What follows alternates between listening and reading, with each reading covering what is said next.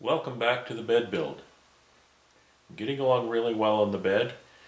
Things are going to be really slow from here on in because there's going to be a lot of time between when I can work and when I can't work. And that's because once I get the next step done, then we're into finishing, spraying finish on it, which is going to be a polyurethane. So there's going to be a couple of different problems involved here. One, this is a really big project, so I don't see how I can spray the whole thing at one time. I'm going to have to spray part of it and then turn it over, move it around, spray the rest of it. Hopefully I can spray it in two sessions. Secondly, there needs to be more than one coat, so I'm going to have to spray it, let that dry, and likely sand the polyurethane to get it nice and smooth, and then spray it again and let that dry, and probably then buff the polyurethane again. That's going to take a long time. It'll likely be a week or more. I'm not happy about that because I have other woodworking jobs I need to get onto here in the wood shop. So hopefully you'll enjoy those. They're beekeeping related. What I'm doing here right now, I'm going to run a round over in most of these parts. Firstly, so that the edges aren't real sharp. I could sand the edges. It just makes a little bit less of an accurate kind of a round over. If I run that with my little router, then I can just touch it with the sandpaper and it's good to go. The other thing is this base, this pedestal base here. I'm running a round over on the corner of this. I've decided this is the bottom. I've marked down here, so when I install it I make sure I get it the right way. On the top, I'm not going to round that over because I want that running flush with the bottom of the bed. It's not that you're really ever going to see it, because you'd have to get down and lay on the floor to see that joint. However, on the bottom, if you scoot this bed around and this plywood is sliding on the floor, it can tear that veneer off of the plywood and damage it. And that you may likely see because it'll be on the floor part rather on the top. So I'm just running a little round over there. I'll hit it with a little bit of stain when I'm done, just to darken it up so you don't see any of the light wood. And then I'm going to run round overs on a lot of the trim pieces so that they're not so sharp. When you have sharp trim pieces, they can tend to get damaged pretty easily. If you round them over or chamfer them, I don't like chamfers. I think they're quite tacky. But roundovers are kind of nice. They're pleasant to the touch and they look good and they don't look tacky like a chamfer. And they do the job of keeping that piece of trim from chipping and splitting and being damaged or sustaining damage when something might hit it or rub up against it or scrape it. So that's all I'm doing now. I'm using my little Bosch Colt router again. Handy little thing for this, just easy in the hand, very light, very maneuverable. So again, I have my little router here.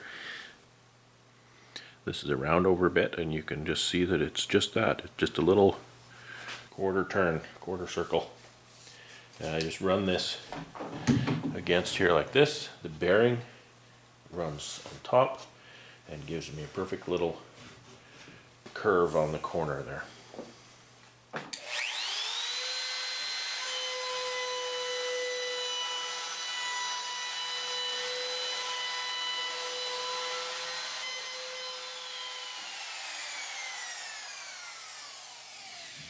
promised you to look at the oak when I started staining it. I've worked ahead a little bit here. I've got the oak installed. I've got some stain on it. I sanded it. I sanded the oak up through the grits to a 320 grit. So it's nice and smooth. It's very glassy. It's just beautiful.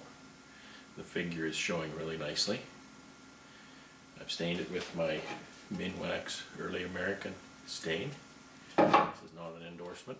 That's just what my hardware store happened to have, and I like the color. I've applied some wood filler over those nasty nails that I hated to use, and a few other imperfections, to be honest. Also what I did was I installed blank panels in that head end cubby, and you'll see that in a second. Those were a pretty precision fit, and they're installed in there and screwed in. Here you can see some of the wood filler that I applied here. This is a LePage wood filler, and it's a walnut. Now you say, well, it's oak. It goes well with the stain that's on here. I've used it before, and it works out just fine. This is the natural color, but this is what I'm using. And again, no endorsement. This is what the hardware store had. Seems to work okay. And this is the base, and so you can see I've driven nails through that to hold that to the structure, and I put the filler in there as well. I've done all that bottom trim on the bed where the nails were, so you can see there were nails here, and I just run over that with my 320 sander, and that smooths that off. You can't even see it. I had a couple problem areas here, so I decided to smear some wood filler on there. Maybe it'll make a difference. So now for the fun stuff. So you can see some of this figure that's on here.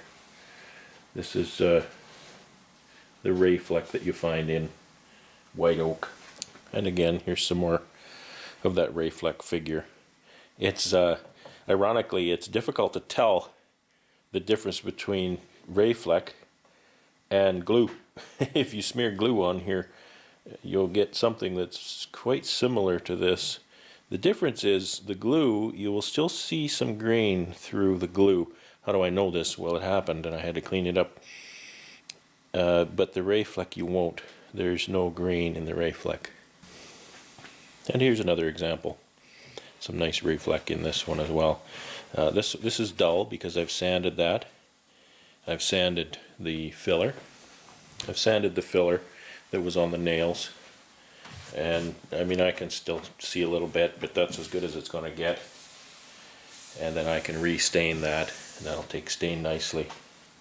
I have to restain the bottom of the top trim here too. And again, this is upside down. This is the blank panel that's in the head area of the bed. So you won't be able to use this space. It'll be dead space. And you know, as I said before, there's going to be a cavity in there. I'll maybe make an access from the top so you can slide the mattress back and get at that space. You can hide your money in there, and so I intend to do that whenever I have some. Currently and for the foreseeable future, it will be empty. So kind of boring today. All I'm doing is sanding this filler, and then I'll clean it up and I'll apply some stain to it again. And that's about it. I'm getting really close to assembly. I've actually ordered some specialty screws to assemble this, and I'll walk you through that when it's time. But for now, it's back to sanding. This filler sands pretty easily, pretty fast.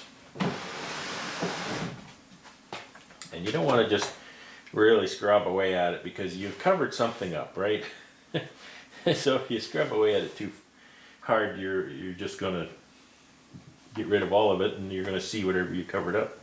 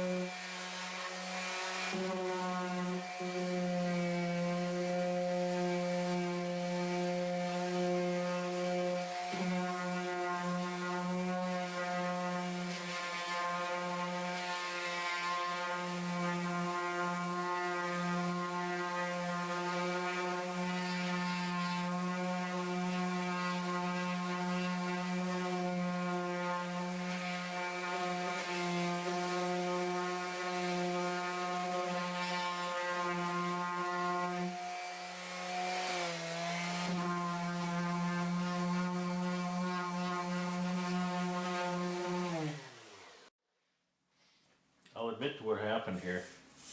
This was flush and I sanded it, and I sanded kind of through the veneer, and not even the stain would bring that back to a color.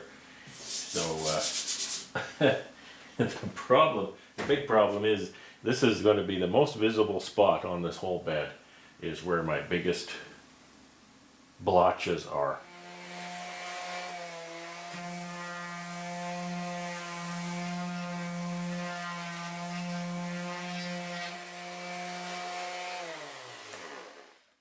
You see me do that with the sander, and there's a tip.